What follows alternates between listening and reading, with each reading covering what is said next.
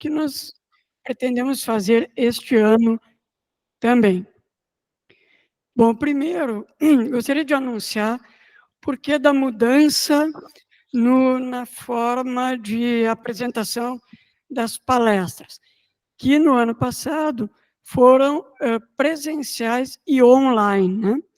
Nós optamos, neste ano, por fazer online apenas, né? Por vários motivos. Um deles é que o auditório do Centro Administrativo, do CAF, passa por reforma. Então, nós, hoje, por exemplo, não poderemos estar lá fazendo essa palestra. Também, assim, a gente ouviu alguns colegas do interior que disseram que, durante o horário de expediente, ficava complicado participar, muitos estavam em fiscalizações de obras, enfim, e não podiam participar por esse motivo, né? Então, as palestras sendo feitas online, né, e fora do horário de trabalho, isso facilita e dá uma liberdade para que os colegas possam participar, mais colegas possam participar. Bom, e também, assim, importante dizer que o Sintergues continua nos apoiando, e apoiando até mais do que o ano passado, porque nos emprestou e vai nos emprestar o auditório para a realização das palestras. Bom, o segundo ponto que eu gostaria de comentar é sobre as ações da CIASOP, né, na busca da valorização dos profissionais, né? Essas palestras que a gente fez o ano passado e vai continuar fazendo esse ano, visam valorizar os profissionais engenheiros e arquitetos. Então, gostaria também de reforçar a importância da associação dos colegas. Os colegas, nós já temos 60 colegas, pelo menos, que se recadastraram à associação e que são um exemplo aí para nós, né? Nós temos 260 colegas e nós pretendemos que todos se associem. Então, isso é muito importante, a nossa união, né? O trabalho, então, que a gente vem fazendo de divulgação, né, dos trabalhos de todos os colegas, com vídeos que a gente pretende apresentar esse ano, né? É importante que a gente tenha essa colaboração, esse valor que é cobrado de anuidade, né? E então a gente espera que mais colegas se associem. Bom, então, dando prosseguimento, eu gostaria de anunciar a palestra de hoje, tá? Que trata do aprendizado e arquitetura. Este é o tema da palestra. E o nosso palestrante é o arquiteto Gabriel Basso Mena Barreto Gomes, colega nosso da SOP, trabalha no SOP conosco, né? Então, assim, faz parte de todo esse plano de valorização dos colegas arquitetos e engenheiros. Então, assim, o arquiteto Gabriel é formado na Faculdade de Arquitetura e Urbanismo da URGS, se formou em 1998, iniciou exercendo suas atividades profissionais em diversos escritórios em Curitiba e Porto Alegre, criou a Concepção Arquitetura em 2002, juntamente com o arquiteto Rodrigo Algaier, com quem venceu o concurso público de projeto para o anexo 2 da Universidade Federal de Ciências e Saúde de Porto Alegre. Trabalhou em Brasília durante 9 anos como consultor técnico FNDE, onde revisou e desenvolveu projetos de arquitetura escolar. Retornou a Porto Alegre em 2019, fez diversos projetos arquitetônicos junto à Oasis Arquitetura Sustentável. Fundou a empresa Suaim, numa parceria desenvolvida no consórcio que elaborou o Master Plan vencedor da seleção para o trecho 02 do Parque Urbano da Orla do Guaíba, no PMI da Prefeitura de Porto Alegre. Atualmente, trabalha como arquiteto da Secretaria de Obras Públicas do Rio Grande do Sul. Gabriel, é um prazer que tu esteja aqui conosco. É muito importante a tua participação. Passo a palavra para ti e agora eu vou assistir. Obrigado.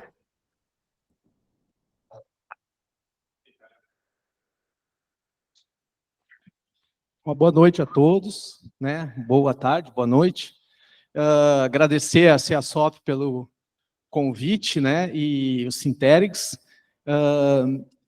Eu, né, tinha comentado, assim, de falar e tal, mas claro que na hora que o convite chega, a gente pensa, o que eu vou falar, né? Tem tanta gente aí na Secretaria de Obras aí com uma experiência como servidor público há muito mais tempo, né?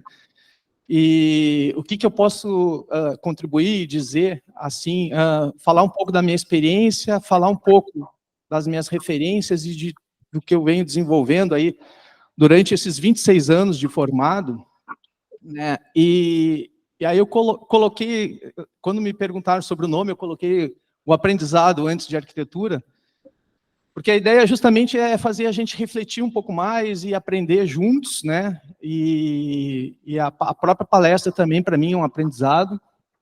E aprender também com outros trabalhos, outras referências de colegas e de pessoas que trabalham com educação e com arquitetura educacional, tá? Então, assim, eu vou apresentar alguns trabalhos meus, né, até por curiosidade, aí pela apresentação que o Luciano fez, né, e que eu venho desenvolvendo nesses meus 26 anos, mas também estou trazendo outras referências de outros projetos, né, inclusive projetos que foram desenvolvidos em equipe, projetos que a gente desenvolveu em parceria aí com colegas, né. Aí, né. Não está passando.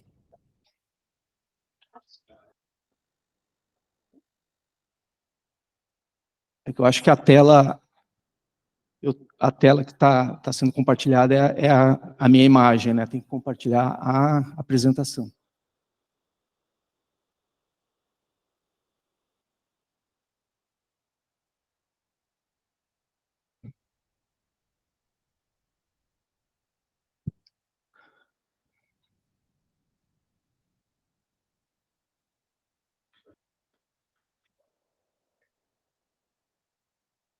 E eu até vou iniciar a apresentação com o meu trabalho de conclusão do curso, que é nessa área de arquitetura escolar, né? E alguns colegas me conhecem, né? E sabem que eu né, tenho essa ligação muito forte com a arquitetura, desde, digamos, a minha infância, porque eu sou filho de 2 arquitetos, né? O meu pai é arquiteto, a minha mãe é arquiteta, e a minha mãe, com 3 filhos na faculdade, fez uma creche. Eu lembro muito vagamente desse projeto, né? E justamente a minha ideia de compartilhar esse trabalho, um trabalho desenvolvido na Nanquim, né, na época, né, para mostrar essa coisa do aprendizado, a evolução das técnicas e o aprendizado que a gente tem que ter constante, inclusive na nossa profissão, né? O aprimoramento nosso como capacitação nossa como profissionais, que o mundo está em uma constante transformação e a gente também tem que estar se transformando e aprendendo, inclusive, com o nosso passado, com a nossa experiência, né? E pensando o futuro aí, no que vem aí de novos materiais, novas tecnologias, né? Então, esse trabalho aí, na época eu pensei em fazer a educação de jovens e adultos, né?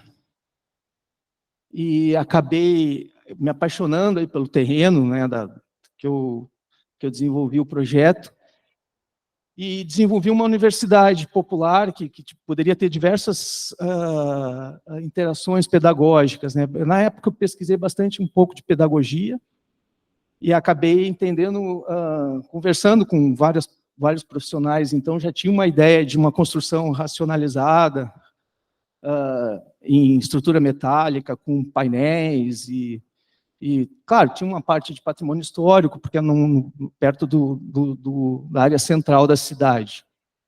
Mas, assim, só para iniciar, assim, que eu já venho com esse tema, mal eu sabia, na época, que depois eu ia trabalhar com arquitetura escolar durante 9 anos lá na FNDE, e hoje é na SOP, né? Tá. Eu trouxe uma frase ali do Tchumi, que é: ações qualificam os espaços, tanto quanto os espaços qualificam as ações. Isso é muito interessante, porque a gente, às vezes, lida, principalmente no serviço público, muito com a parte mais tecnológica, né, e na parte de produção mesmo do objeto, arquitetura. E tem toda essa parte humana, aí, essa dimensão humana da nossa profissão aí de arquiteto, que é igualmente importante, né? E essa minha experiência de fora de Porto Alegre, de outras cidades, e percorrer o Brasil, assim, né, nesse desenvolvimento aí de arquitetura no FNDE, principalmente na questão das escolas, me permitiu fazer visita a muitas escolas, desde escolas inacabadas e vistorias, né? E na SOP também eu já fiz algumas vistorias que eu acho bem interessante, e mais ainda do que as vistorias técnicas, né? Para olhar só esse aspecto técnico, a gente vê também as interações que acontecem dentro desse ambiente escolar, porque é muito importante para a gente pensar os projetos, pensar esse aspecto humano, né?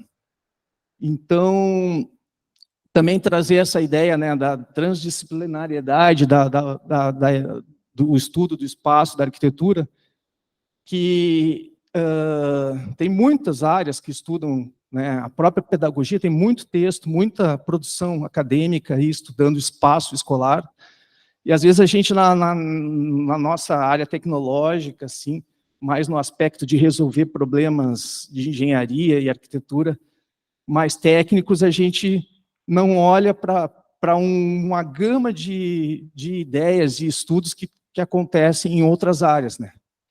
A própria geografia estuda, né, a questão do espaço aí, do ambiente. A psicologia também tem muitos estudos interessantes, psicologia ambiental, e o quanto é importante esses ambientes de ensino aí para qualificar o aprendizado, né, dos alunos e tudo mais, né? E esse aprendizado que a gente também tem que ter, né? De repente, a gente mesmo, quando a gente está num ambiente mais agradável, a gente, né, consegue desenvolver melhor as nossas atividades. Imagina isso numa sala de aula que tu fica um bom tempo lá dentro. Só para ter uma dimensão, esse número aqui, eu já tinha lido 198 mil, 138 mil, mas a rede pública escolar no Brasil é imensa, né? Eu estou falando só de escolas públicas, não estou nem falando das particulares. Então, é um campo assim, muito vasto esse de arquitetura escolar, né? O ambiente de ensino e aprendizado. Então, muito fortemente essa minha experiência aí do FNDE, desses 9 anos, né? Na Coordenação Geral de Infraestrutura Educacional. Quando eu cheguei lá, eu cheguei para um edital para fazer análise e para mandar recursos, né? O FNE é uma autarquia federal que manda recursos para estados e municípios e faz as análises dos projetos. né? E naquela época já estavam começando a desenvolver projetos padrões, desde 2002, lá com a criação do FNDE, o Fundo Escola, que é uma outra questão assim a ser conversada, né? Mas se sentiu a necessidade, até por algumas coisas assim a serem revistas em projeto, porque é um constante aprendizado. Nunca fica pronto a solução, porque na realidade a gente tem que estar sempre aprimorando, surgem novas técnicas, novas tecnologias, a gente tem que estar pensando de forma diferente, né? Porque o mundo está hoje muito dinâmico, daqui a pouco a gente vai estar imprimindo, né, com elementos que a gente pode estar incorporando aí dentro dos nossos projetos. E assim, aí dividido lá dentro da secretaria, daí a gente começou a criar uma coordenação que era para desenvolvimento de projetos. Inicialmente para revisar os projetos existentes, principalmente, né, no que diz respeito à própria representação gráfica e depois a questão das planilhas orçamentárias, né, para ficar mais fechadinho, para não ter reclamações, assim, né, porque muitos municípios eles pegam os projetos padrões e executam conforme eles recebem, né, eles não desenvolvem lá, né. Na realidade, estados e municípios maiores têm os seus projetos próprios. E grande parte dos projetos, esses padrões assim do governo, eles são para esses municípios menores que não têm corpo técnico. Aí é a questão da valorização, né, Luciano, da nossa profissão, de ter, né, disseminar mais arquitetura e engenharia pelo país aí. Então, a educação infantil, ensino fundamental e médio, profissionalizante, isso tudo eu vou apresentar passo a passo, quadras, educação no campo, educação indígena e educação integral. Os parâmetros que a gente utilizava na época, né, é muito interessante, esses cadernos do Fundo Escola, eles foram criados em 2002, e o próprio FNDE surge de um modelo lá de São Paulo, do FDE, que é o Fundo de Desenvolvimento da Educação. E, entre outras coisas, era para disseminar conhecimento, né, também, através de cadernos e de publicações.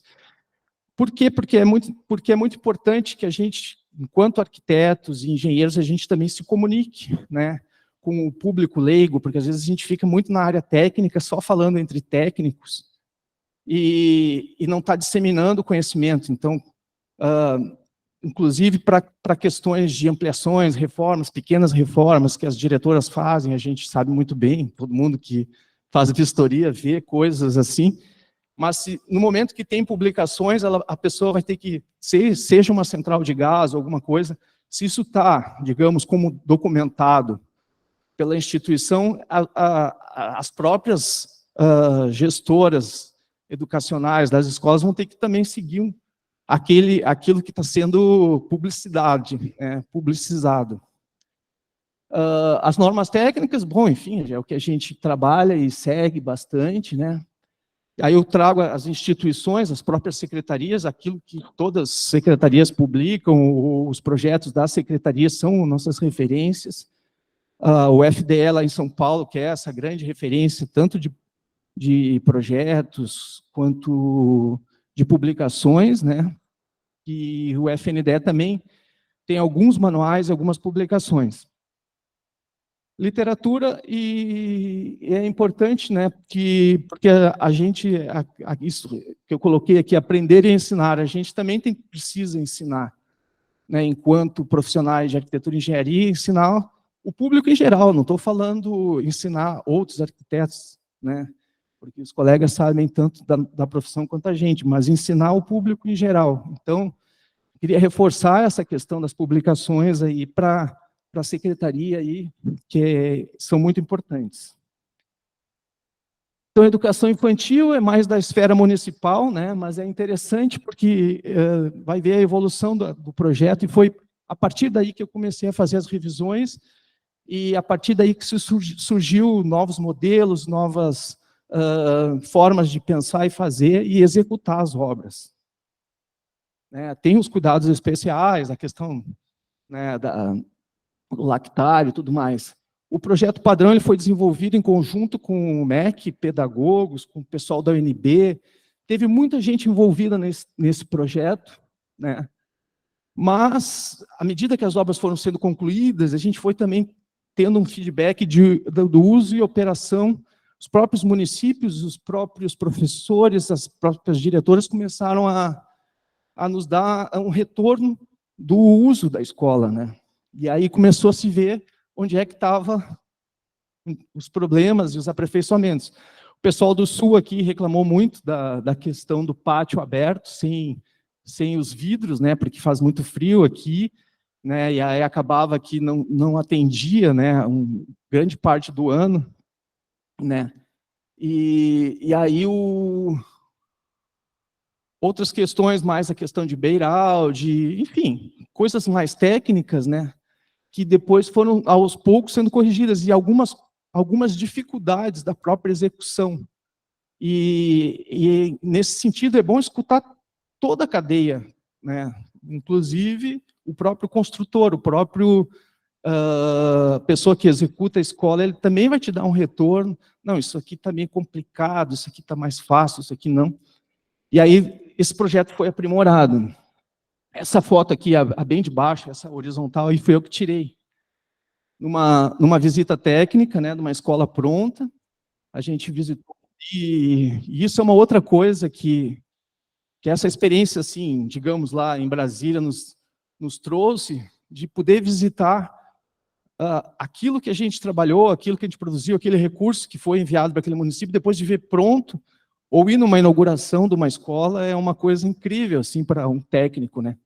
Porque daí tu vê o fim, tu vê lá na ponta o teu serviço, né? Isso aí é muito gratificante. Às vezes a gente fica muito na frente do computador e não vê aquele momento, que é aquele momento, assim, das crianças com um sorriso no rosto, né? Esse lado humano mesmo, com todos os erros e acertos, mas só erra quem faz, né? Essa é uma escola tipo C, ela era um pouco menor, foi já desenvolvida toda ela dentro do FNDE, né? Eu não estava lá ainda, depois a gente entrou para fazer os módulos de ampliação e as correções desses projetos. E aí já é uma evolução, digamos, um aprendizado do próprio FNDE com relação a todas essas avaliações de uso pós-ocupação, porque foi feita muita pesquisa por universidades a respeito dessas escolas padrões, né? Inclusive testes sobre habitabilidade, conforto térmico, conforto acústico, e não no feeling, digamos, dos profissionais do lado do FNDE, mas sim por softwares que rodavam e que viam a questão da aplicação de cores, um monte de coisas que a própria ANB nos ajudou lá, né? Enfim, numas consultorias que eles fizeram. E aí eu fiz esse módulozinho aqui em cima de ampliação das creches, né? E a partir desse módulo também a gente desenvolveu também, analisando outros projetos do Rio de Janeiro e de outros municípios, a gente desenvolveu, as minhas colegas, né? Eu não participei do desenvolvimento dessa nova creche do Pró-Infância, desenvolveram esse modelo, né, sem os beirais, porque os beirais também davam manutenção, a gente acha que só calha da manutenção, mas beirais dá manutenção, a gente, em várias vistorias técnicas, vê beirais dando problema, e às vezes é uma dificuldade para encostar uma escada, é uma dificuldade para subir num telhado, dependendo do tipo de telha, e assim, a modulação e a racionalização da construção acaba facilitando, inclusive, a manutenção, né? Então, isso é muito importante a gente destacar, porque às vezes a gente tem uma ideia, né, a respeito de determinadas coisas, mas de repente, tem que pensar, refletir mais o que realmente pode ajudar assim, no funcionamento mesmo do edifício, né? Quanto que a gente pode simplificar e racionalizar, né? Às vezes, uma estrutura dessa de beiral, a pessoa vai botar uma calha por conta própria, vai botar um puxadinho por conta própria, e na platibanda é mais fácil, enfim, é uma questão para a gente refletir junto e aprender junto, né? E e se mostrou assim eficiente, né, pela rapidez da construção, esse novo modelo, que o outro despendia muito tempo. Esse modelo a gente não tem laje de concreto, né, são forros acústicos e a telha também termoacústica, o melhor padrão de telha possível, que passa na segurança contra incêndio, com pouca inclinação, o que agiliza muito o processo de construção, né? E facilita muito depois também manutenção e uso. Aqui eu botei, né, sobre essas questões aí do modular, né, que a gente já começa, mesmo no convencional, já pensar numa arquitetura modular, né, e de racionalizar o máximo possível. Então, são obras que a própria construtora acha mais fácil de executar. E aqui eu botei uma foto que aparece ali no meio da obra, a escada encostando, né, para te ver uma coisa bem simples. Às vezes a gente acha que dependendo do tipo de telhado, complica ou não o acesso e a manutenção, né? Mas, enfim, é de se pensar, né? E com relação aos testes e as questões assim mais relativas eu falei que ia falar bastante coisa humana, mas eu estou indo também mais para o lado técnico, né? Mas tem a norma de desempenho, que é uma norma que é para edificações habitacionais, que, no caso da educação, a gente poderia extrapolar, né, o conforto acústico e alguns itens, mas ela é uma referência, né, no programa Minha Casa Minha Vida. A gente poderia estar hoje cobrando e utilizando muito mais isso nos nossos projetos, que é desde a parte de segurança, habitabilidade, sustentabilidade, tudo isso a norma de desempenho contempla. Aí no ensino fundamental e médio, também quis trazer esses projetos da FNDE, alguns, tu vê ali aquele módulo de ampliação eu desenvolvi, depois os módulos de ampliação dessas creches e as revisões eu participei, e aqui do ensino fundamental e médio, também teve um desenvolvimento dessa linha de projeto lá dentro do FNDE, né?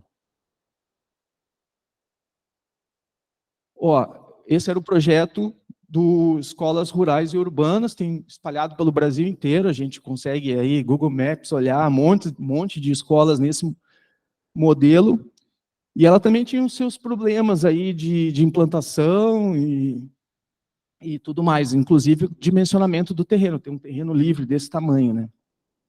Mas ela é interessante, por um lado, né, tem esse aspecto aí mais rural, mas também tem as suas questões, e aí dentro dessa linha de racionalização e de partir por uma construção mais modular e que atendesse também os grandes, não necessariamente grandes centros, mas cidades de porte médio e maiores, foi desenvolvido esse projeto. Esse era o projeto de uma escola de 12 salas, tá? E aí eu vou depois mostrar os projetos da FNDE evoluído. Esse projeto o FNDE adotou, mas esse projeto foi desenvolvido em Goiás, pela Secretaria de Educação de Goiás. E aí é um projeto que o FNDE financiou, achou tão legal que resolveu espalhar pelo Brasil inteiro.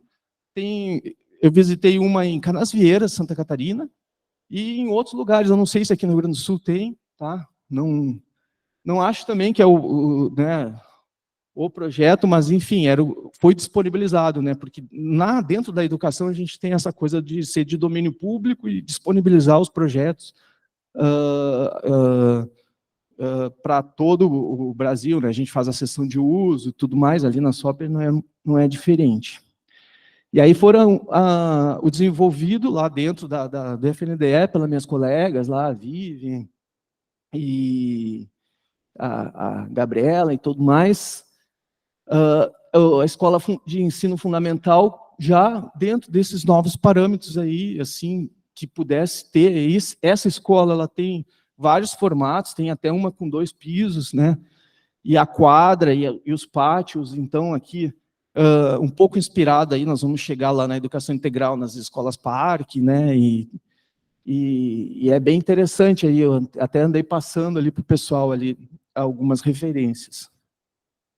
E aí tá, a educação integral, que é o próximo espaço aí, que nós estamos, é uma conversa que a gente vê, volta e meia está trazendo, né? Mas é uma coisa que o Anísio Teixeira, que era um pedagogo, né, não sei o quanto o pessoal sabe ou conhece, ele desenvolveu isso já faz muito tempo, né? Inclusive, na formação lá de Brasília, eles levaram esse conceito das escolas parques, né?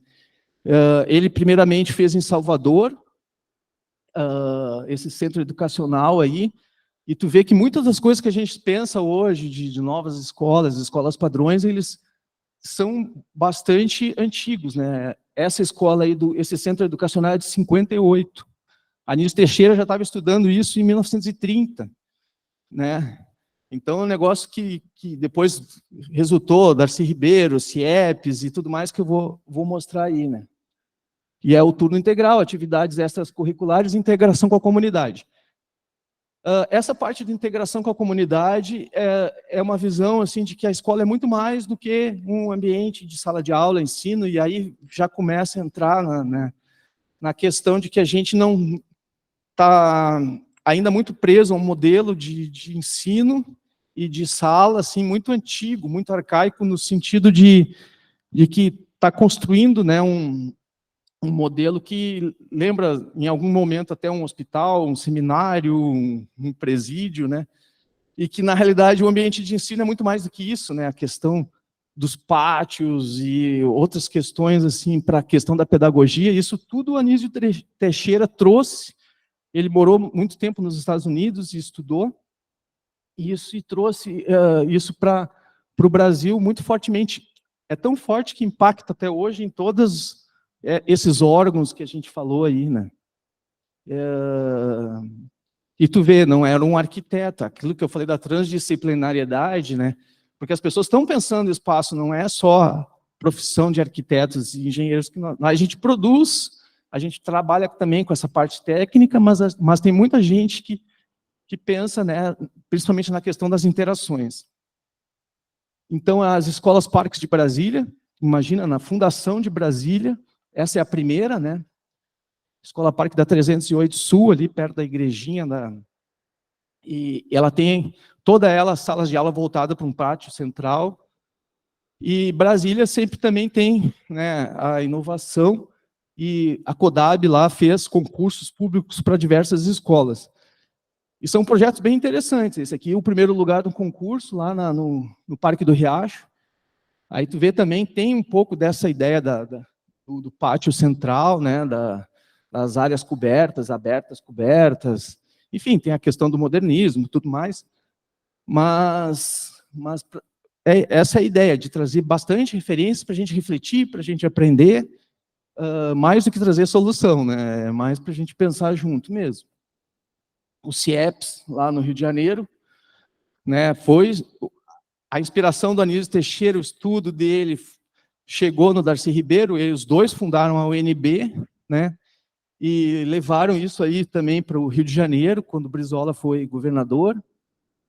E no FDE São Paulo também tem muitas experiências interessantes de construção aí, ó, pré-moldado de concreto, escolas mais verticais, né, porque eles têm uma questão de terreno, poucos terrenos, a questão do espaço, né, de ter terrenos novos, e a demanda de construção de novas escolas, né. Eu sei que a gente trabalha muito ali em reforma e ampliação, mas pensar uma escola nova nos ajuda também a pensar, inclusive, nos nossos modelos de reforma, né, nossos modelos de ampliação. E eu me lembro que quando começou mais a educação e essa questão das escolas integrais, e esse assunto volta e meia está aí, né, e continua e vai continuar sempre, porque que é justamente para tentar pensar uma escola fora das salas de aula, né, além das salas de aula. Tinha essa referência aqui do Tocantins, cara, muito interessante. Eles começaram ali, até com aquela pipa ali, e depois, essa é uma escola mais recente, também é um projeto bem interessante de escola de turno integral. E aí, agora, eu estava pesquisando, né, na Bahia também, eles fizeram algumas escolas de turno integral, bem equipadas, com bastante equipamento. E aí tu vê que tem essa questão aí também de ter um pátio coberto, né, aberto, coberto, que é um espaço comunitário, que pode acontecer muitas atividades lá, né, desde uma roda, uma conversa, enfim. É um espaço que é muito além, né, que a gente, às vezes, em alguns casos, é a nossa quadra, né, que vai fazer a quermesse, vai fazer uma festa junina, um evento, né. Mas eu achei bem interessante também, porque também parte por uma racionalização, né, da construção e modulações, enfim, que são bem interessantes. Aqui o nosso CIEPS aqui do Rio Grande do Sul, né? Aí tem né, também a questão do dimensionamento, assim, são escolas grandes, né? Mas ao mesmo tempo ela não tem uma infra de educação integral como poderia ter, né? A própria questão do pátio aberto, coberto, fica a quadra muito lá ao fundo, enfim, tem uma questão aí que tem que se pensar a respeito, né? Mas é um projeto que nós estamos aí fazendo algumas revisões, né? Principalmente de manutenção, mas que é isso, serve como referência aí de uma época para a gente poder estar desenvolvendo. E a nova escola, eu peguei ali um catálogo que a gente achou no meio da mudança, trouxe também aí como referência aqui da SOP, né? Esses dias eu encontrei um empreiteiro aí, ele estava me falando que ele trabalhou em construção de várias delas, disse que era uma construção muito difícil de executar, né? Assim, né? Se colocou assim, diz que, enfim, é uma questão de se pensar, era uma coisa da época, né?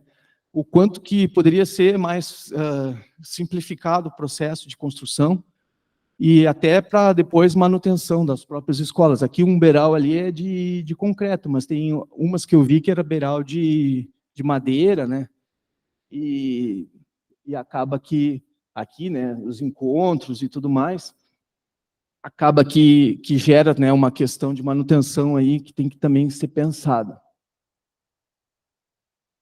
Os CAICs, os SIACs, né, que foi na época o projeto do Lelé, né, do João Figueiras Lima, também foi uma tentativa de uma escola pré-fabricada, modular, e tal, que depois teve uma descontinuidade.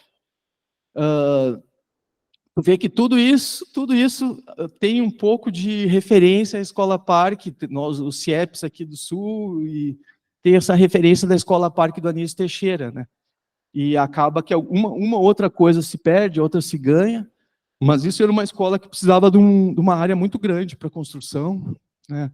E uma escola nova que também tu não consegue ter o pequeno, né? A questão de poder intervir no pequeno, assim, até para ampliação depois, enfim, eu acho que, a arquitetura escolar ela tem que pensar que o futuro podem muitas variáveis, e a gente tem que ser o mais flexível possível, né?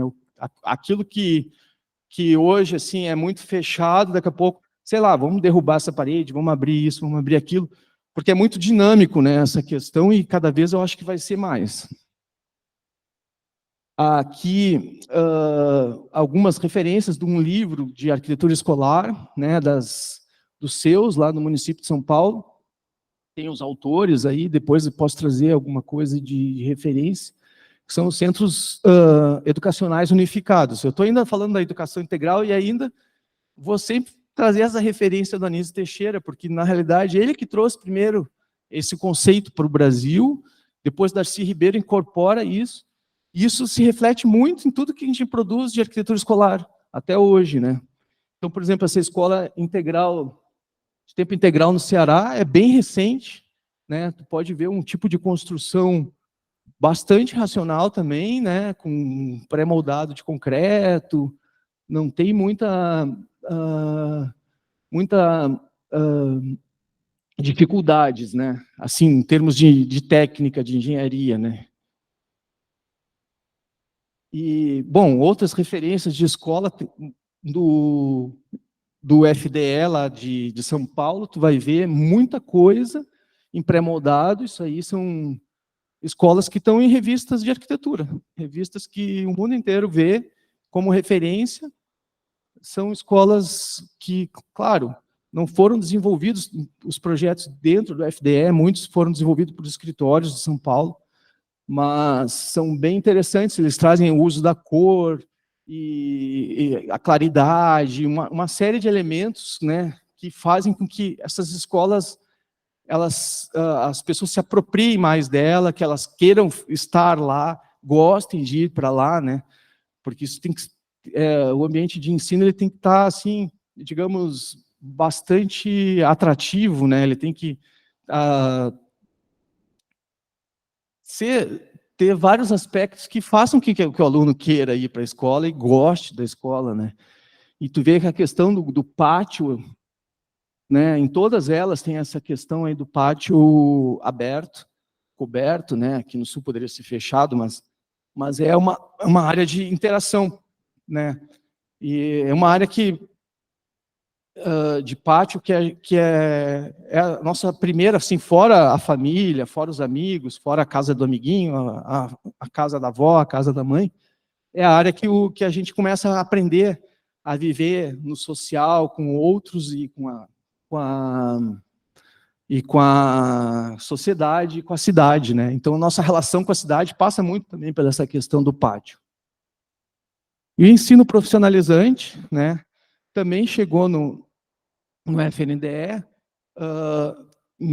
esse projeto que eu vou mostrar não foi desenvolvido lá, foi desenvolvido pelo Ceará, mesmo a Secretaria de Educação do Ceará, que até vou voltar. Não. Está indo só para frente, né? Aí vocês vão ver a semelhança. Esse é o projeto de ensino profissionalizante do Ceará. Aí, ó. Esse aqui é a escola de turno integral deles, desenvolvido pela Secretaria do Ceará. E aí, a escola de ensino profissionalizante. Eu morei no Riacho Fundo, perto de uma escola dessas, e é uma escola que a própria comunidade tem um apreço, né? Porque é um prédio público de bastante qualidade, e ela pela própria configuração dela, ela não é um espaço assim de fácil depredação e muito pelo contrário, toda a comunidade lá do Riacho Fundo cuidava dela, tinha festas juninas e tudo mais. É bem interessante, tem uma rampa, tem problemas, obviamente, se a gente for procurar, todo que projeto vai ter, né? E aqui uma foto dela, eu visitei também no Ceará, ela em algumas comunidades muito pobres, essa foto de cima é minha, essas 3 fotos são minhas, numa vistoria que eu fiz lá, e era uma comunidade muito pobre, em volta disso é muito pobre mesmo, assim, e no meio tem um prédio desses, que valoriza demais aquela comunidade, e enfim, dá uma perspectiva para aqueles alunos, para aquela comunidade, de que eles podem ir além, né? E eu acho muito interessante. Essa aí, por exemplo, estava sem o brise na frente, acho que tinha inacabado, uma coisa assim, mas mesmo assim está funcionando, né? Cada execução vai ter as suas questões, um município não vai querer pintar de vermelho, outro pinta de verde, enfim. A questão das quadras escolares. Também, né, era uma demanda muito grande, a questão ali que eu trouxe aquele dado, 138 mil, a rede pública escolar no Brasil, né? Claro que nem tudo é atendido pelo governo federal, mas assim, a demanda por prédios escolares é tão grande assim que a gente está ainda correndo atrás, né? Então também essa ideia dos projetos padrões é justamente para atender uma demanda assim reprimida e muito grande, né? As quadras também são disseminadas pelo Brasil, são vários modelos. Esse modelo especificamente, também era do Ceará, da Secretaria de Educação do Ceará. Foi adotado pelo governo federal como um projeto padrão. Eles foram e ofereceram na ideia de projetos de domínio, né, público. Daí vai entrar já um outro projeto, que é um projeto que eu desenvolvi lá dentro, eu e a arquiteta Camila Cury, de educação no campo. Um dia me chamaram, disseram, olha, eu preciso de um croquis, tem que falar com o ministro, não sei o quê, faz aí um desenho. E a educação no campo ela tem uma especificidade, porque ela é interessante que ela tenha educação infantil, porque às vezes a professora não tem onde deixar o filho, o próprio aluno, dependendo da idade, EJA, também não tem onde deixar o filho, então tem que estar junto, a educação infantil com o fundamental médio, na realidade se misturam. E tem uma ideia de alojamentos também, a pedagogia da alternância. Depois tem projetos, inclusive, da Fundação Bradesco, que são de dormitórios para estudantes da educação no campo. E daí eu fiz o croquis, esse aqui inicialmente, desse módulo terra, que era para implantar nas escolas no campo, que era um lugar para guardar a sementeira, para guardar o carrinho de mão, fazer, enfim, todas as atividades de campo. Né, eu tive uma experiência num fórum com bioconstrução, daí eu fiz, depois a gente começou a desenvolver, eu e a Camila, até teve depois uma contratação específica para isso, né, mas de humanizar mesmo o espaço da escola e colocar esse módulo como central, porque é o módulo da horta, né, então aqui é uma referência de horta mandala. E aí foi esse um primeiro lançamento, né, que a gente fez ainda um pouco naquela escola rural. Opa! Mas foi rápido, hein? Só um toquezinho aqui. Naquela escola rural urbana, a gente fez um lançamento de uma planta assim, mais de mandala, mas já tinha uma ideia de eixo. E até um colega nosso lá do Rio de Janeiro daí disse, não, vamos fazer uma coisa mais moderna, depois vocês vão ver. Ó. Enfim, era uma ideia de uma escola componível. Ah, eu quero só 2 salas, tem 2 salas. Que liga com um administrativo pequeno, que liga com o módulo terra, uma quadra, enfim. E aí a gente foi desenvolvendo isso, né? E chegou nesse projeto, foi todo desenvolvido, inclusive projeto executivo, estrutural, tudo completo, orçamento. São escolas de 2 salas, 2 salas que pode ter educação infantil ou não, 2 salas que pode ter alojamento ou não. Aí 4 salas que pode ter educação infantil ou não, alojamento ou não. No meio tem multimeios também, né? E tem a de 6 salas. Então ela tem essa foi a capa aqui da apresentação, e ela tem essa flexibilidade. E aí a ideia era fazer uma construção modular e que pudesse ser feito também num sistema modular. Mas daí, em função de o convencional, o concreto e o tijolo, a gente acabou fazendo um misto, porque não precisa ser uma solução ou outra, pode ser uma solução que misture 2 técnicas, por exemplo. Nós temos toda essa parte aqui de convencional, né, de concreto, e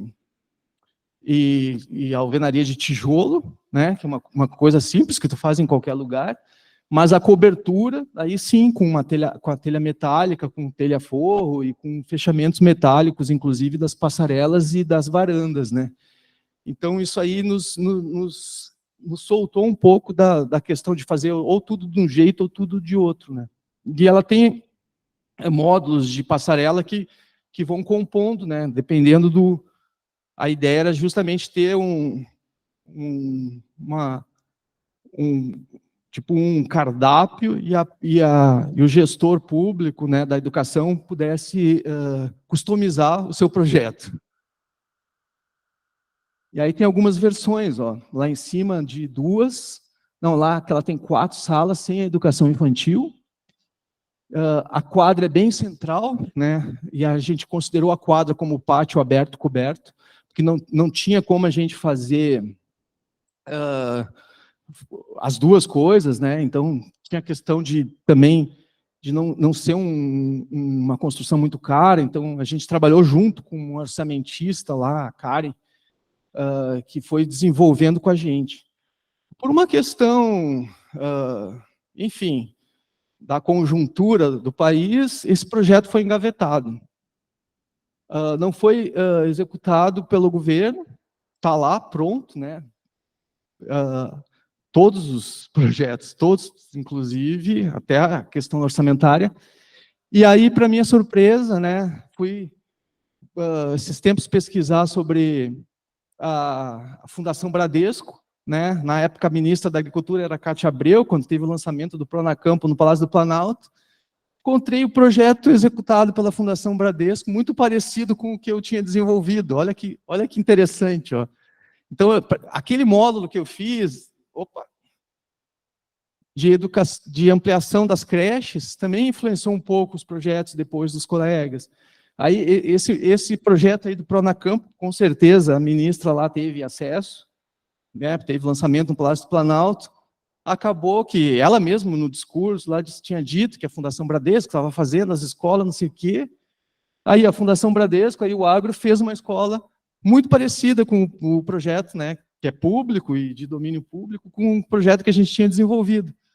Eu achei muito interessante, que bom que isso impactou, né? Que bom que isso foi levado adiante, pelo menos de alguma forma, né? Testaram, pelo menos, se está funcionando, eu tenho que ir lá visitar e ver essa questão aí do uso e operação. Educação indígena, né? Tinha esse projeto lá no FNDE, não foi muito bem aceito, acabou não indo, foram feitas poucas unidades, tá? E aí, um dos ministros da educação teve lá no Alto Rio Negro, território indígena, e demandou um projeto para nós, que até me rendeu uma contratação. Aí a gente fez ele em estrutura metálica, depois conversando com um professor da UNB lá, ele nos aconselhou, né, e nos provou por A mais B que a estrutura de madeira era o mais adequado, que ele construiu no Atol das Rocas e no São Pedro, São Paulo, e, enfim, por várias questões, assim, a gente montou todo esse projeto também, a nível executivo, memorial, tudo, de 3 tipologias de escola indígena, 2 salas, 4 salas e 6 salas. E não era uma escola com passarela, com componíveis, mas tinha várias especificidades e coisas interessantes, assim, na questão da energia fotovoltaica, né, a questão dos banheiros secos que a gente fez, porque, enfim, eram construções em lugares muito remotos, né? Então, por isso mesmo que a gente procurou esse pessoal aí do Instituto Florestal Brasileiro para nos aconselhar. Foi feito muitas reuniões lá, e esse é o projeto, a cara que ficou. No final, ele é bem avarandado, tem bastante beiral também, né, para a questão das chuvas na Amazônia, enfim. Também, né, mudança de governo, blá, blá, blá, é um projeto que, até onde eu sei, também não foi executado, né. E isso aí, bom, o pessoal sabe bem como é que funciona esse tipo de coisa, mas está lá, né, está lá da gaveta, e pode ser, né, quem sabe aí algum gestor passa, né.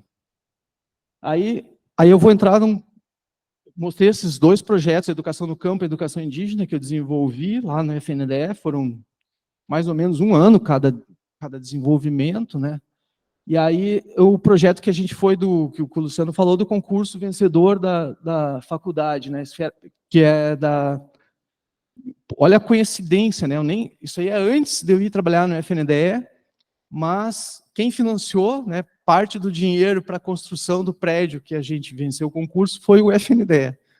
Então, eu tive do lado de lá, tive do lado de cá, e nesse sentido, assim, que eu acho que eu posso estar, né, trazendo aí algumas ideias para vocês, porque um pouco eu transito bastante, né, e aí já tive tanto na aprovação quanto depois no lado de aprovador, né, dos 2 lados. Esse era um projeto, tinha uma certa complexidade de programa, né? A Patrícia, o Rodrigo e eu, na época do concurso, o Marcelo entrou com orçamento, depois ele desenvolveu o executivo com a gente, né? E aquilo que eu estava falando da flexibilização, na época se demandou um estacionamento. Mal o prédio ficou pronto, nunca foi usado para estacionamento de carro, porque aí construíram ali do lado, naquele complexo hospitalar da Santa Casa, construíram do lado um estacionamento. Aí o estacionamento virou depois salas e tal, né? Mas Mas é isso, assim, se a gente pensar em termos de um programa mais flexível, né, porque é muito dinâmico, na arquitetura, a gente pensa, às vezes, umas coisas muito estanques, mas eles se transformam muito rápido, assim, hoje o que é necessidade, amanhã pode ser outra, né, e aí acontece as intervenções de pessoas que não são da nossa área, enfim, mas esse projeto, ele ficou bastante fiel à nossa proposta do concurso, né? Ele tem uma área de eventos, tem um auditório, um volume do auditório, salas de aula, laboratórios de análises clínicas, tem sala de físio, sala de nutrição, cozinha experimental, né? Eu não sei se eu vou lembrar de todo o programa. Tem um andar só de consultórios para os próprios professores da universidade atenderem lá, né? E o último andar, que também foi um debate na época, a gente botou o restaurante, funciona lá hoje. O prédio aí iluminado à noite, uma planta tipo, um corte, né? Essa planta aqui, eu acho que é da parte de eventos. E é isso, assim, a gente fez na época uma estimativa, um orçamento, e a construção acabou dando o dobro do valor do orçamento, né? Mas como é uma universidade de muito prestígio e tudo, eles conseguiram a complementação, né?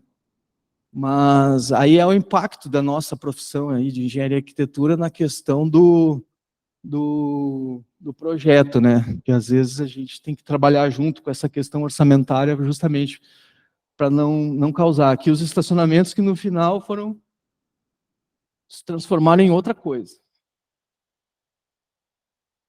Aí a parte de eventos, né, a gente teve a possibilidade de fazer o detalhamento de interiores, a parte interna, né, o auditório ali. Isso está publicado numa revista de arquitetura lá do pessoal lá de Brasília, né, a MDC Arc. E aí tá, né, essa apresentação que eu cheguei a fazer lá em algumas instituições de ensino lá em Brasília, a pedido lá do coordenador, do Thiago Randuns, trazia essa questão aí, que na época que a gente trabalhou também num RDC, dessa racionalização da construção, desde a obra para depois também na questão de uso e manutenção, né, de modular o máximo possível, né, trazer essa questão dos sistemas também, e dos requisitos de desempenho das edificações escolares, né.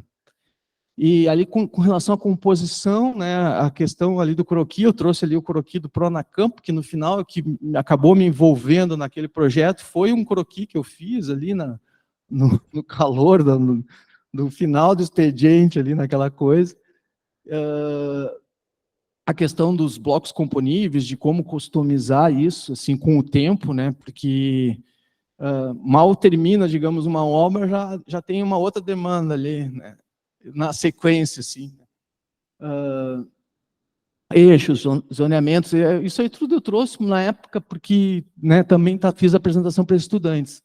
A flexibilização, né, e a identidade visual que está sendo trabalhada ali na SOP, que é muito importante. Isso tinha muito marcante nos projetos do Proinfância, né, que até hoje eu circulo aqui, região metropolitana, Porto Alegre, e a gente identifica, né, o projeto ali do Proinfância, das creches, a bem distante. Olha, um projeto da FNDE. Eu tive em Fernando de Noronha, para minha surpresa, tinha uma quadra lá, do FNDE. Olha a quadra da FNDE aí. Né?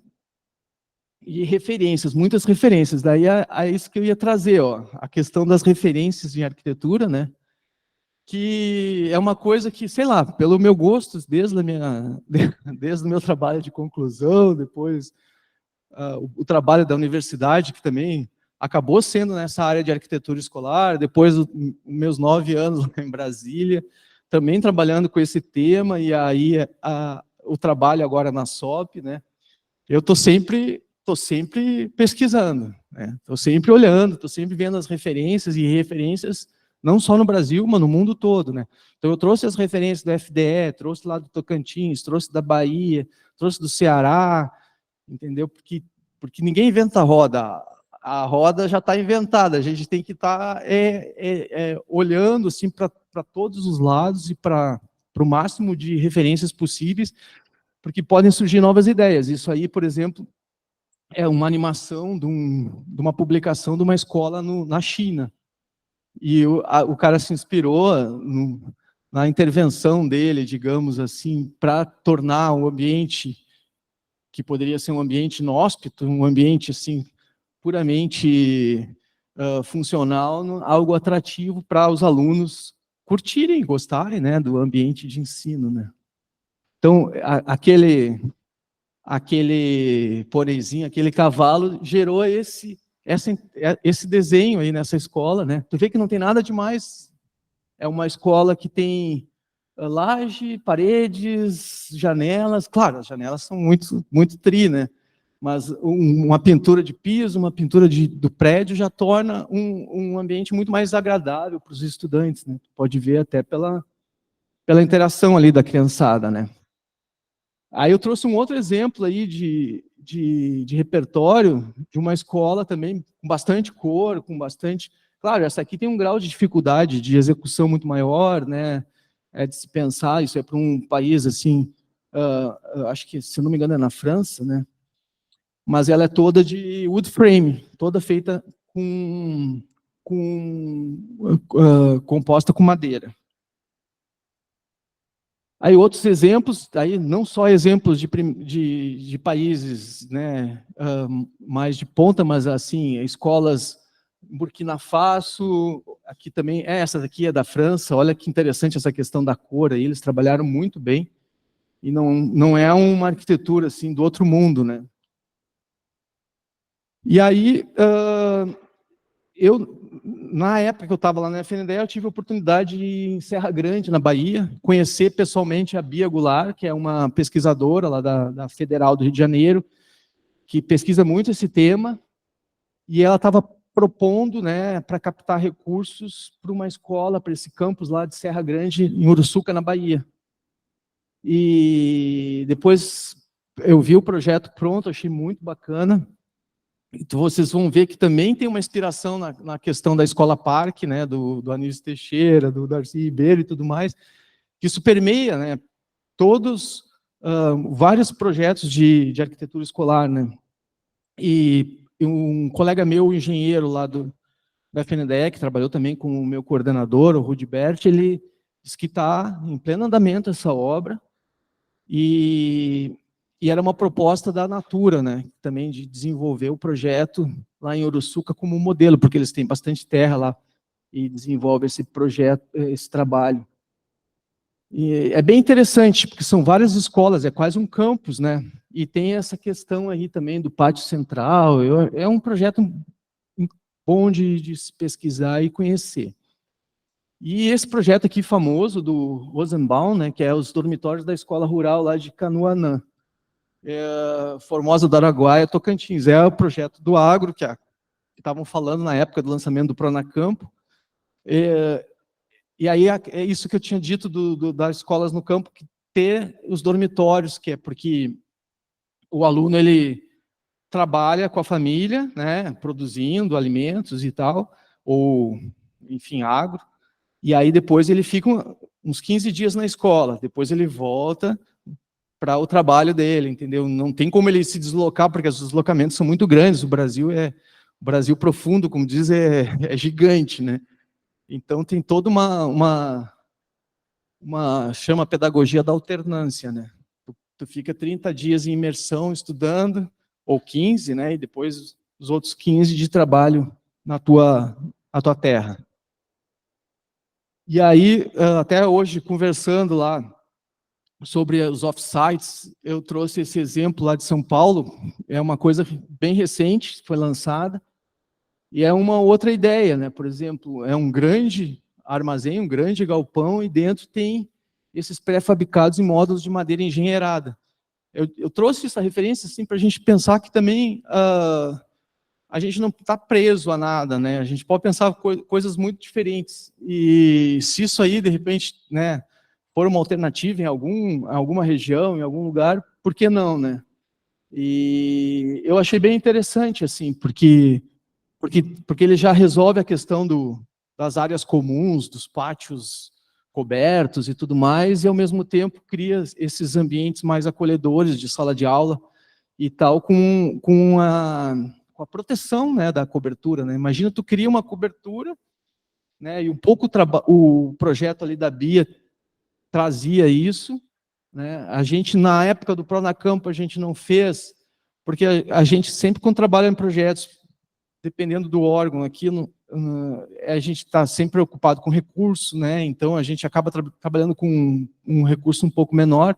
Claro que São Paulo é um estado muito rico, o FDE tem uma experiência muito larga, mas e puderam pensar algo assim fora do convencional, né? Fora do nosso padrão assim de construção, que é construir essa grande cobertura e dentro ter a escola acontecendo. Né, eu não visitei, espero fazer uma visita a São Paulo, tenho muita vontade de ir lá. E aí, por curiosidade, né, porque aquilo que eu estou falando do pátio, que o aprendizado ele não acontece só dentro das salas de aula, e a importância dos espaços públicos, né, e aí, como o Luciano, eu trouxe isso na minha mini bio lá, eu trouxe por curiosidade, porque várias pessoas me perguntaram, do projeto lá da Orla. Esse projeto ainda está em desenvolvimento, eu estou trazendo ele aqui, porque foi publicado também em jornais, né? Então, tem várias questões, é um projeto ainda que vai para a audiência pública, vai ser debatido, é um projeto ainda que a gente vai ter um ressarcimento só quando, né, houver a concessão da área, mas foi uma experiência muito interessante. E qual o link do aprendizado e arquitetura escolar, né? Porque a gente pensa espaços que podem ser espaços de aprendizado mesmo nos espaços públicos, né? Questão de água, reuso e várias questões assim que a gente pode trazer de educação em espaços públicos, né? E também tem, né, dentro do nosso programa de necessidades desse projeto, tem uma IES, uma instituição de ensino superior, porque a ideia era também, dentro do parque, ter pesquisa, ter uma parte de produção de conhecimento, junto com museus e centros de convenções, eventos, mas, né, mesmo um evento ele pode trazer aprendizados e informações. Então, aprendizado a gente aprende não só dentro de sala de aula, né? E aí essa ideia da importância do pátio, que eu acho que era o principal objetivo meu aqui de trazer, né, de fazer essa palestra, era justamente assim, porque às vezes a gente fica muito focado nas edificações e esses espaços abertos, como é que eles são, como é que eles podem melhorar, né? Eu sei que tem questões aí de incêndio, enfim, mas tudo é uma questão da gente analisar e ver, mas pensar realmente, refletir, pensar de outras formas diferentes, outras técnicas, modos de fazer, né? Eu achei pertinente trazer aquela escola ali recentemente lançada, né? E aí tem uma outra experiência de uma manifestação de interesse privado lá em Rolante também, que também tem espaços que são espaços que é um parcão, né? Então são espaços que também podem trazer informações. Tu vai fazer um jardim botânico, o jardim botânico é um espaço para te levar os estudantes e tudo mais, né? Vai fazer e também tem a ideia de ter uma IES lá, ter uma instituição de ensino. Isso de trazer, né, relacionar, né, a edificação escolar com o entorno, né? As escolas parques, elas tinham na conceituação, nem sempre se conseguiu, tem a questão da segurança, tem várias questões, mas hoje em dia a gente tem bastante tecnologia, tem a tecnologia né, de câmeras e de filmagem e tudo mais, que podem estar modificando a nossa forma de ver a arquitetura, né, no sentido de aprimorar os nossos projetos, já pensando que a gente não pode pensar que vão ser destruídos, que vão ser depredados sempre, né? Porque daqui a pouco, dependendo do projeto que chegar lá, a própria, se a comunidade gostar e se apropriar, enfim, é mais difícil de que ele seja, digamos, objeto de depredação, né? Aí eu trouxe essas referências aí, ó, da Doris, lá, da arquitetura escolar, não conheço ela pessoalmente, e um livro que também, né, eu trouxe até uma frase dele ali, para encerrar, do pátio escolar, desses espaços livres, né, que justamente dessa ideia de romper essa barreira da sala de aula, que é o nosso maior desafio, né, que o pátio escolar é o espaço da escola que mais propicia esse rompimento aí, né, permitindo liberdade de formas e usos. Porque às vezes, né, pela questão da racionalização, tem um paradoxo aí, porque a gente fala em racionalizar e ao mesmo tempo quer soltar isso, né? E o pátio, ele acho que é o espaço que a gente mais vai ter condições de fazer essa soltura aí, de deixar, né? Literalmente, quando dá o sinal, a criançada sai livre, né? Mas é isso, pensar uma escola mais moderna, né? E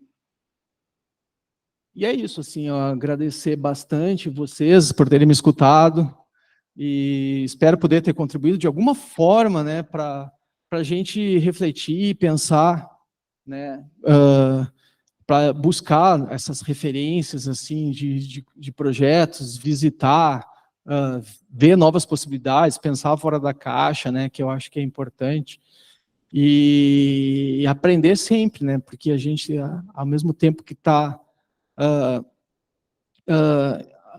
ensinando, também está aprendendo, né? E aprendendo com os colegas, todo mundo tem alguma coisa a contribuir e dizer, mas a gente tem que estar aberto, né? Aberto a pensar isso, assim, porque o mundo hoje está muito dinâmico e nós temos muitas coisas a pensar, assim, para que se torne realmente um ambiente atrativo para que o estudante, o aluno se envolva de tal forma que ele leve isso depois para a sua vizinhança, leve isso depois para a sua cidade e leve isso depois para o planeta, né? Então, eu acho que em todas essas dimensões assim do espaço, a escola ela tem um papel aí fundamental, né? Fundamental, porque ela tem essa possibilidade, né? Ela causa aquele primeiro impacto assim na gente, e aí também uma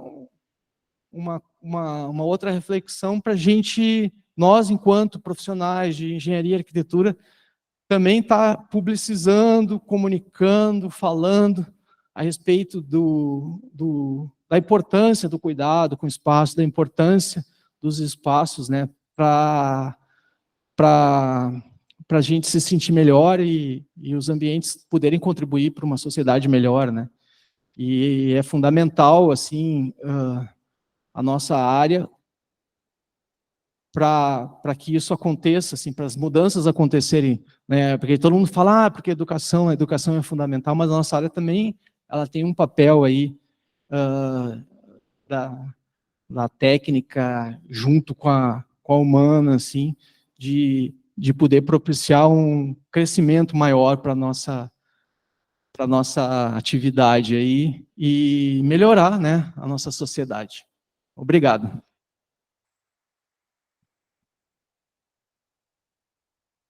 Fantástica palestra, impressionante a bagagem que tu tem. Tu é um profissional que está no meio da carreira, acredito, te formou em 98, né? E então uma bagagem considerável, né? E agora falando assim um pouco como engenheiro, né? Que bacana a abordagem da arquitetura e do arquiteto, né? Como ela é global, né? Ela parte do ser humano, parte do usuário, né? Isso é fantástico. E aí trabalha a tecnologia, a técnica também, né? Então, que legal a abordagem. Assim, estou passando o olhar de engenheiro. Talvez para vocês como arquitetos, bom, isso seja óbvio, né? Mas que bacana. Como a arquitetura trabalha o global, né? É ampla, né? O ser humano, né? Muito, muito bacana. Bom, eu acho que fica aberto aí ao pessoal que está assistindo, fazer alguma pergunta, né, para o Gabriel, o arquiteto Gabriel. Fiquem à vontade, e quem quiser perguntar, né?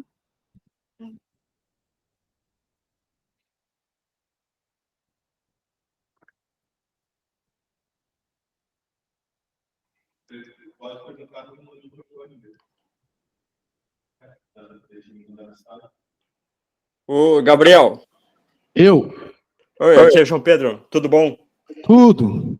Gabriel, parabéns pela tua apresentação. Como o Luciano disse, uma experiência muito rica a tua, e tu nos brindou com a tua palestra diversas tipologias de escolas por todo o país, né? Tu mostrou ali uma escola do Ceará, numa região muito pobre, e interessante, né, tu colocar como arquitetura ali de qualidade no meio daquele entorno, se destacando, sendo uma referência, e me chamou a atenção que, sendo um local muito pobre, ele era cercado, não tinha muros, né, eram cercas, tinha uma permeabilidade ali. Eu achei interessante isso aí, porque as nossas escolas aqui, em regiões pobres, né, periferia, na sua maioria são cercadas por muros, por panos fechados, né? Então, acho que isso é importante, essa permeabilidade ali. E tu trouxe outros projetos também, alguns com a existência de rampas, fazendo ligação entre os pavimentos.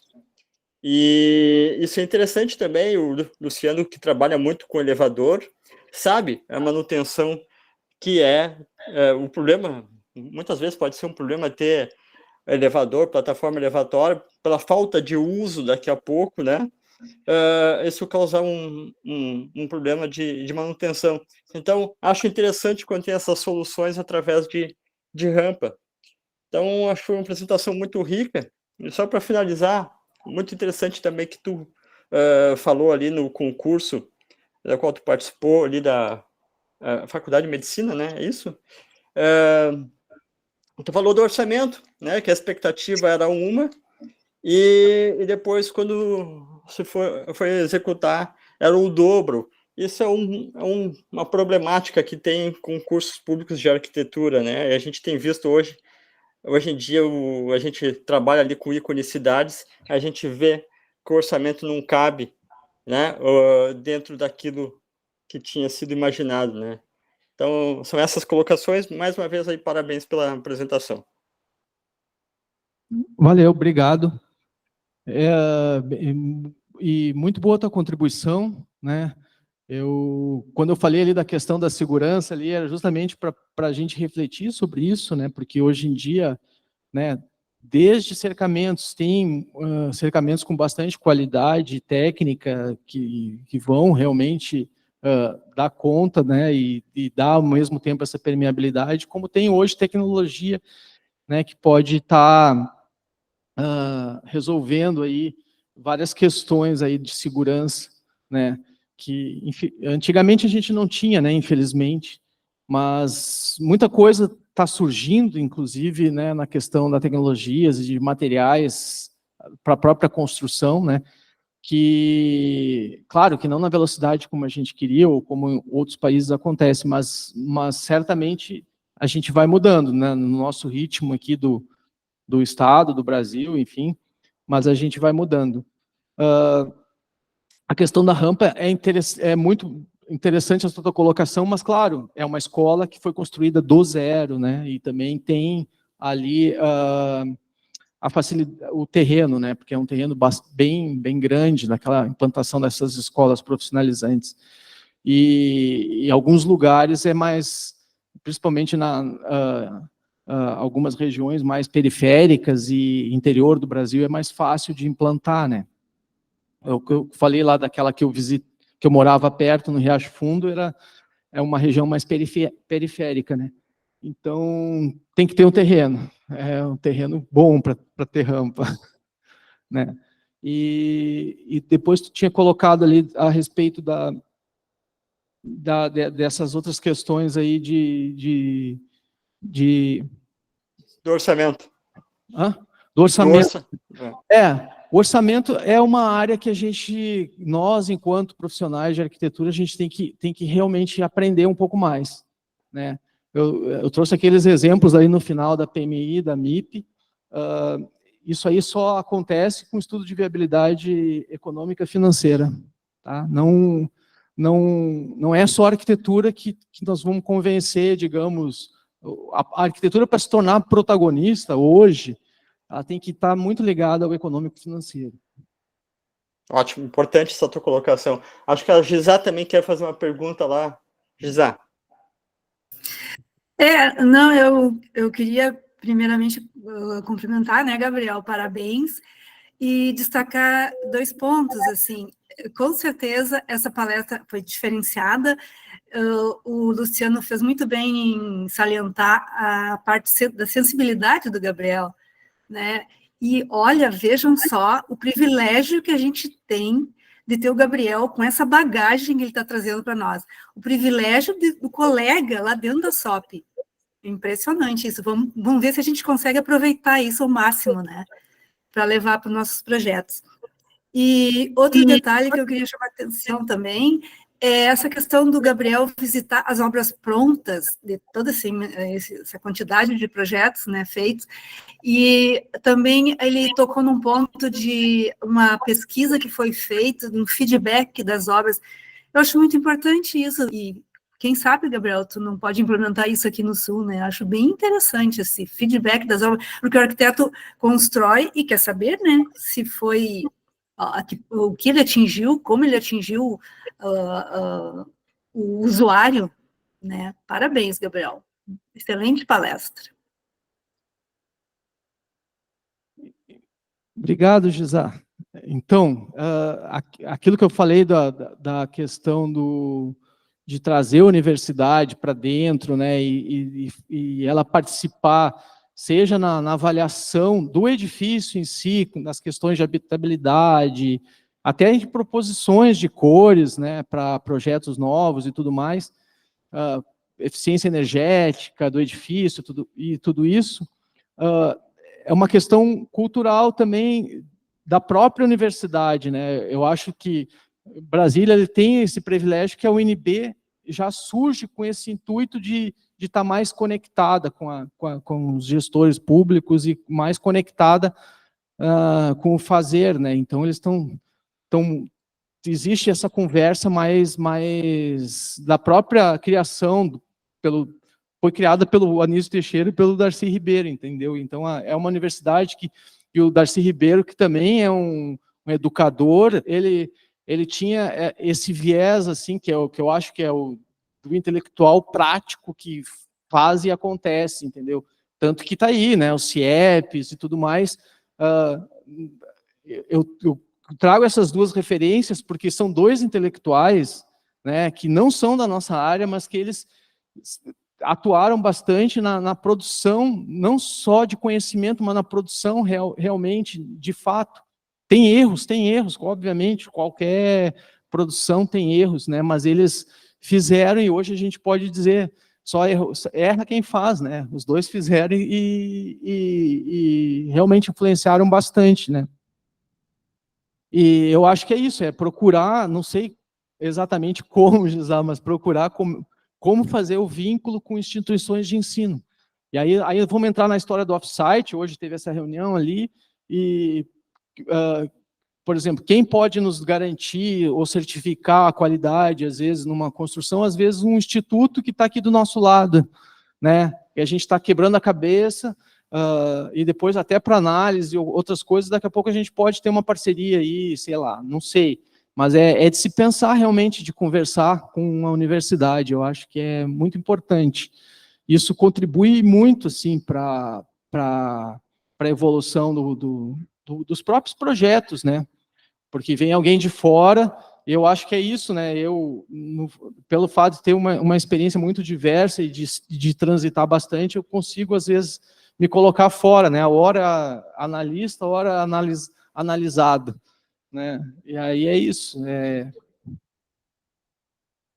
é importante mesmo essa buscar outras parcerias, assim, né?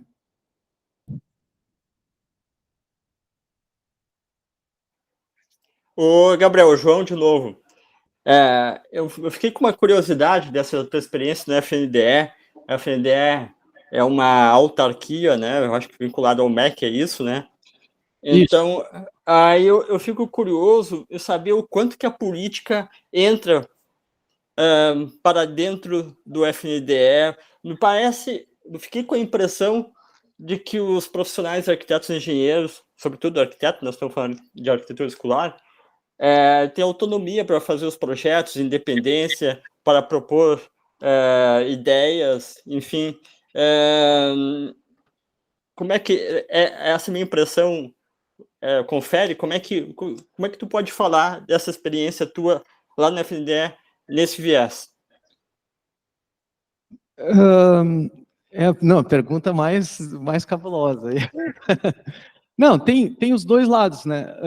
Porque, por um lado, a autarquia ela blinda um pouco dessa interferência política, por outras demandas vêm do MEC, né? Então, a demanda do Pronacampo veio da SECADI, né, da Secretaria lá da Diversidade e Inclusão, e aí lança programa e tal, engaveta, porque é um programa de governo.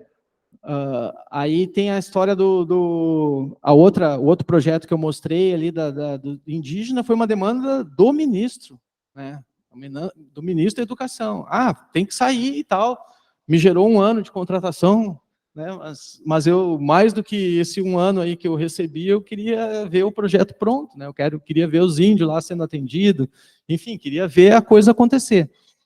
Então, assim, isso são interferências que fogem, né? Claro que o projeto em si, nós tínhamos um coordenador que era arquiteto, não houve tanta interferência, mas também esse cuidado do orçamento lá também nós tinha, né? Porque nós sempre se trabalha, né, em arquitetura e engenharia, ambos juntos, então o engenheiro calculista, junto com consultores externos, o cara lá da madeira, lá do Instituto Florestal, IBAMA, e aí a gente vai moldando também um pouco o projeto para não ficar, como tu falou, dos concursos públicos, para não ficar algo que fique inexequível, né?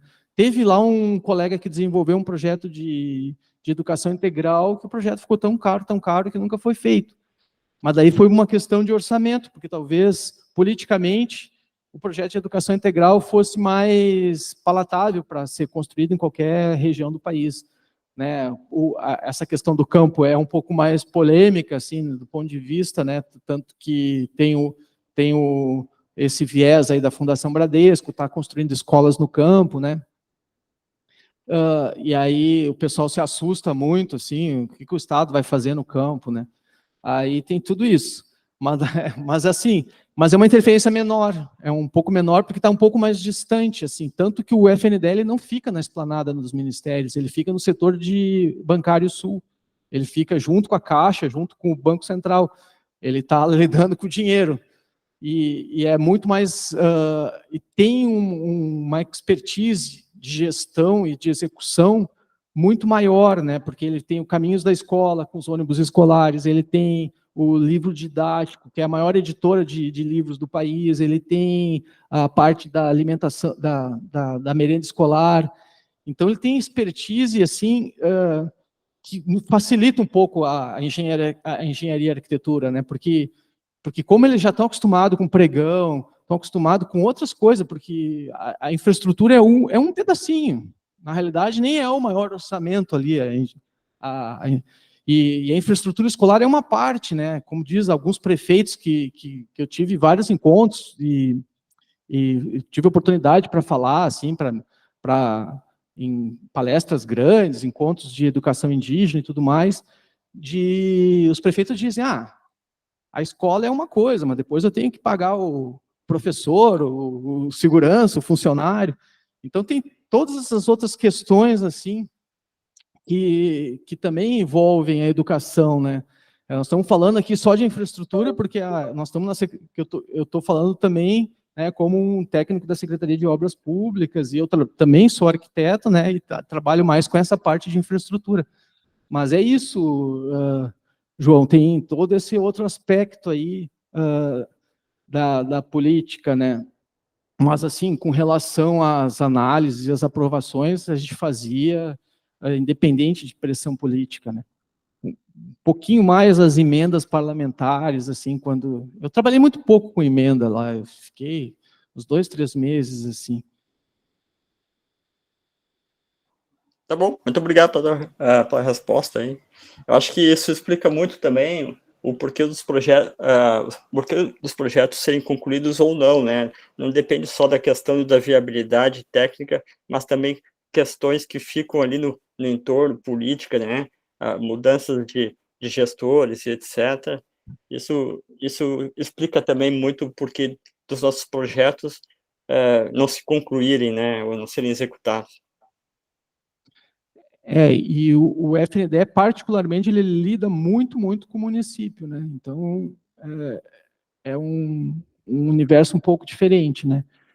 E assim como tem bons gestores, bons municípios, boas execuções, também tem os municípios que deixam a obra paralisada e tudo mais, mas daí, porque eles são os responsáveis pela execução. É um pouco diferente daqui, porque a gente não lida diretamente com obra, né? A gente só transferência de recursos. Quem executa é o município, entendeu? O FNDE monitora a aplicação do recurso.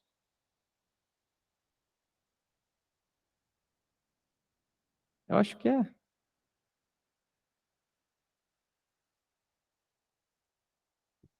Colegas, alguma pergunta a mais para o arquiteto Gabriel? Fiquem à vontade.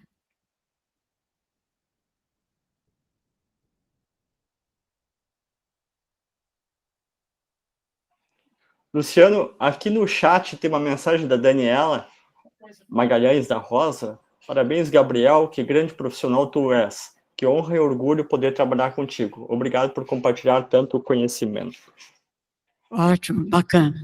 Importante o registro, né? O Sim. Gabriel, colega temporário, Obrigado. mas muito bem quisto por Infelizmente, todos. não é nosso objetivo, infelizmente. Quem sabe o próximo concurso, né? Mas... O chat tá cheio de parabéns aqui. Muitas mensagens. Depois o Gabriel vai ver todas, né, Gabriel? Vou.